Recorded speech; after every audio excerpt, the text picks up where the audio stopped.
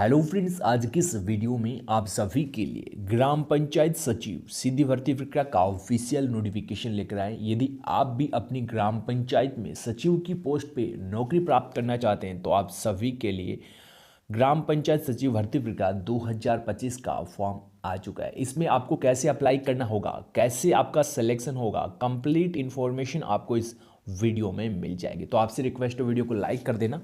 सबसे पहले आपको इसमें बताया गया है पंचायत सचिव भर्ती प्रक्रिया 2025 वे सभी उम्मीदवार जो ग्राम पंचायत में सरकारी नौकरी प्राप्त करना चाहते हैं उन सभी के लिए पंचायत सचिव भर्ती प्रक्रिया 2025 का फॉर्म लेकर आए हैं। ये भर्ती प्रक्रिया पहले संविदा पे है, ठीक है। और इसमें यह भी बताया गया है यदि आपका कार्य संतुष्टजनक रहा तो आपको जो सरकार की ओर से 1900 रुपये वाला जो ग्रेड पे है वो आपको मिल जाएगा, यानी कि 5200 से लेकर 20200 ग्रेड पे आपको इसमें 1900 मिल जाएगा। और यदि आप इस भर्ती प्रक्रिया में फॉर्म अप्लाई करना चाहते हैं तो नॉर्मली यदि आप 12वीं पास है, 10+2 पास है, 10+2 पास अप्लाई कर सकते हैं किसी भी विषय से। और इसके साथ आपको बताया गया है कंप्यूटर नॉलेज, ठीक है। कोई भी कंप्यूटर सर्टिफिकेट आपके पास है तो आप इस रिक्रूटमेंट के लिए अप्लाई कर सकते हैं। हम आपको कंप्यूटर सर्टिफिकेट के नाम इसी वीडियो के माध्यम से बताएंगे कि कौन कौन से कंप्यूटर सर्टिफिकेट की आपको आवश्यकता होगी। उम्र 18 से लेके 40 वर्ष इसमें रखी गई है और जो एज की गणना की जा रही है वो 1 जनवरी से की जाएगी। 1 जनवरी से एज की गणना की जा रही है। और यदि आप इस भर्ती प्रक्रिया में फॉर्म अप्लाई कर रहे हैं तो जो आरक्षित वर्ग है, यानी कि आयु में जो छूट प्राप्त करना चाहते हैं, जो आरक्षित वर्ग वाले कैंडिडेट, उनको छूट भी मिल जाएगी। यानी कि ये जो रिक्रूटमेंट है, इस रिक्रूटमेंट में आपकी किसी प्रकार की एग्जाम नहीं होगी, यानी कि डायरेक्ट आपको इंटरव्यू बेसिस पे सेलेक्ट किया जाएगा। और कहाँ आपका इंटरव्यू होगा, कैसे आपको फॉर्म भरना होगा, कंप्लीट इन्फॉर्मेशन आपको इस वीडियो में मिल जाएगी। सबसे पहले फ्रेंड्स, इस रिक्रूटमेंट का जो फॉर्म है वो आप कैसे भरेंगे वो डिटेल्स हम आपको इस वीडियो के माध्यम से बताएंगे, क्योंकि कल काफ़ी सारे सब्सक्राइबर का कमेंट आ रहा था कि जो फॉर्म है वो कैसे भरना है, फॉर्म का प्रिंट कैसे निकाले और फॉर्म का जो PDF है वो कहाँ मिलेगा। कंप्लीट इन्फॉर्मेशन मिलेगी। सबसे पहले आप देख सकते हो ये फॉर्म है आपका ग्राम पंचायत के लिए। फिलहाल ग्राम पंचायत भर्ती प्रक्रिया के लिए ये आपका फॉर्म है। ग्राम पंचायत सचिव पद हेतु प्रारूप आपका इस प्रकार का है। और जिस भी अभ्यर्थियों को ये भर्ती प्रक्रिया फेंक लगे वो वीडियो को स्किप कर सकता है, आप कोई अन्य वीडियो देख सकते हैं। लेकिन हम आपको कंप्लीट इन्फॉर्मेशन समझाएंगे स्टेज बाय स्टेज, ठीक है। तो ये आपकी ग्राम पंचायत की वैकेंसीज है। तो सबसे पहले आपको करना क्या है, यहाँ पासपोर्ट साइज जो आपके पास लेटेस्ट है, ठीक है, लेटेस्ट जो भी आपके पास फोटो है पासपोर्ट साइज की वो आपको यहाँ चिपकानी है, ठीक है। इसके बाद आपको क्या करना है, नाम में पिता या पति, ठीक है। आपको अपना नाम और पिता का नाम या पति का नाम, यदि कोई लड़की इस रिक्रूटमेंट के लिए अप्लाई कर रही है, महिला इस रिक्रूटमेंट के लिए अप्लाई कर रही है तो उसका पति भी हो सकता है, या इसमें पिता का नाम ही अधिकतर आ रहा है। तो 2 में आपको आपकी जो जन्म तिथि है 10th की मार्कशीट के आधार पे, यानी कि 10th के मार्कशीट के आधार पे जो भी आपकी जन्म तिथि है वो आपको पहले तो अंकों में लिखनी है, इसके बाद आपको शब्दों में लिखनी है। आप गूगल की सहायता से लिख सकते हैं। इसके बाद न्यूनतम शैक्षणिक योग्यता व प्राप्तांक प्रतिशत, यानी कि इस रिक्रूटमेंट की न्यूनतम शैक्षणिक योग्यता क्या है, 10+2 पास, यानी कि आप 12वीं पास हैं तो इस वैकेंसीज के लिए अप्लाई कर पाएंगे। तो ये आपको यहाँ लिखना है जो भी आपने 12वीं में प्राप्त किए हैं। आपके पास हायर एजुकेशन क्वालिफिकेशन हो सकती है, लेकिन मिनिमम आपको इसमें बताइए न्यूनतम शैक्षणिक योग्यता 12वीं पास तो आपके पास होना अनिवार्य है। इसके बाद कोई अन्य योग्यता है वो भी आप यहाँ लिख सकते हो। आपने ग्रेजुएशन कर रखी है, PG कर रखी है, BTech कर रखी है, कोई अन्य डिप्लोमा आपके पास है तो वो भी आप यहाँ जानकारी लिख सकते हैं। इसके बाद 5 नंबर का जो पॉइंट है वो देख सकते हो कंप्यूटर योग्यता का।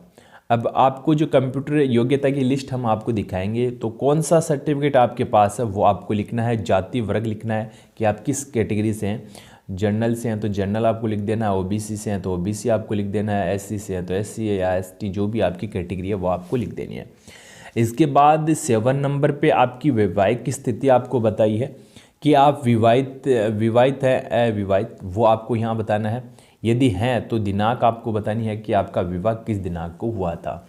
इसके बाद यदि विवाहित हो तो बच्चों की संख्या तथा सबसे छोटे बच्चे की जन्मतिथि क्या है। सबसे छोटे बच्चे की जन्मतिथि आपसे मांगी गई है, तो वो आप कंप्लीट जो आपको ये पॉइंट बताया गया ये आपको अच्छे से पढ़ना है। यदि कोई पॉइंट आपको समझ में नहीं आ रहा तो आप हमें कमेंट कर सकते हैं। जैसे कि आपको 6 नंबर का जो पॉइंट है वो समझ में नहीं आ रहा, 5 नंबर का नहीं आ रहा, तो आप 5 लिख के कमेंट कर सकते हैं। इसके बाद आपको इसमें बताया गया है 9 नंबर पर पत्राचार का पता और स्थायी पता। ये आप देख सकते हैं, ये 2 पते हैं। ये आपको जो आपका जो पत्राचार का पता सेम और स्थायी पता सेम है तो आप दोनों में सेम लिख सकते हैं। ज़्यादातर अभ्यर्थियों का सेम ही रहता है। काफ़ी सारे ऐसे अभ्यर्थी जो बाहर तैयारी कर रहे हैं उनके लिए अलग से ये ऑप्शन है। इसके बाद और यहाँ आपको बताया गया है, आप देख सकते हो, मैं एताद घोषणा करती हूँ उपरोक्त शब्द विवरण मेरे संज्ञान के अनुसार सत्य है। उपरोक्त विवरण में किसी प्रकार की त्रुटि अथवा गलत पाए जाने की स्थिति में मेरी उम्मीदवार निरस्त समझी जाएगी, जो मुझे बिना शर्त मान्य होंगे। तो ये आप देख सकते हो, सभी भर्ती प्रक्रियाओं में एक शपथ और पे आपको फॉर्मेट मिल जाता है और इसमें भी आपको जो है डिटेल्स भरनी है। आवेदक का नाम है, पूरा नाम आपको लिखना है। 10+2 की मार्कशीट या 10th की मार्कशीट में जो भी आपका नाम है, दिनांक आपको लिख देना है। और इसके बाद आवेदन पत्र में दर्ज कोई भी असत्य जानकारी ग्राम पंचायत सचिव पद हेतु अपात्रता होगी। यानी कि कोई भी यदि आप गलत जानकारी दे देते हो डिपार्टमेंट को या ग्राम पंचायत को, तो आपकी जो सचिव का जो फॉर्म है वो रिजेक्ट कर दिया जाएगा, आप अपात्र हो जाएंगे।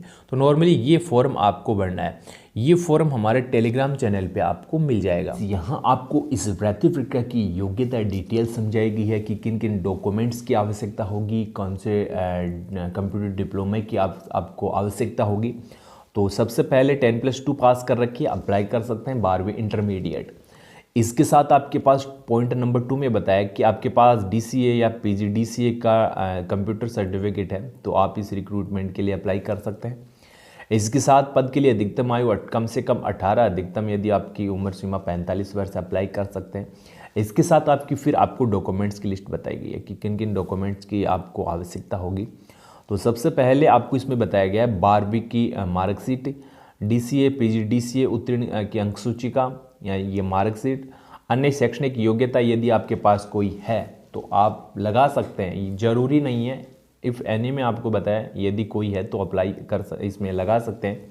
तो कम से कम तो 10th, इसमें 10+2 है, यानी कि इंटरमीडिएट आप पास हैं तो फॉर्म भर सकते हैं। इसके साथ आयु संबंधित प्रमाण पत्र हेतु मैंने पहले भी आपको बताया कि 10वीं की मार्कशीट आप इसमें लगा सकते हैं यदि आपके पास जन्म प्रमाण पत्र नहीं है। इसमें जन्म प्रमाण पत्र का ऑप्शन भी है और अंक सूची का भी है, यानी कि मार्कशीट भी 10th की आपकी यहाँ सर्टिफिकेट जो आपका इशू हुआ है बोर्ड से वो चल सकता है। निवास प्रमाण पत्र, आधार, UDID नंबर और जाति प्रमाण पत्र। तो ये 8 प्रकार की डिटेल्स आपको इसमें बताई गई है कि मूल अभिलेख के परीक्षण में पात्र योग्य पाए जाने वाले अभ्यर्थियों का चयन इंटरव्यू के आधार पे किया जाएगा। यानी कि आपका इंटरव्यू होगा, इंटरव्यू कब होगा, तो जो आपकी ऑफिशियल वेबसाइट है MP की, उस पर आपको ये डिटेल्स मिल जाएगी। तो फाइनली यदि आप भी ग्राम पंचायत में जॉब प्राप्त करना चाहते हैं तो आप इस वैकेंसीज़ के लिए अप्लाई कर सकते हैं। और ये जो रिक्रूटमेंट है बेसिकली एक एक पोस्ट के लिए है, यानी कि प्रत्येक ग्राम पंचायत में आपको एक पोस्ट मिलेगी, ठीक है। तो यहाँ काफ़ी सारी ऐसी नोटिफिकेशन जो है रिलीज हो रही हैं, 2-2 ग्राम पंचायतों के साथ हो रही है, तो वहाँ आपकी 2 वैकेंसीज रहेगी।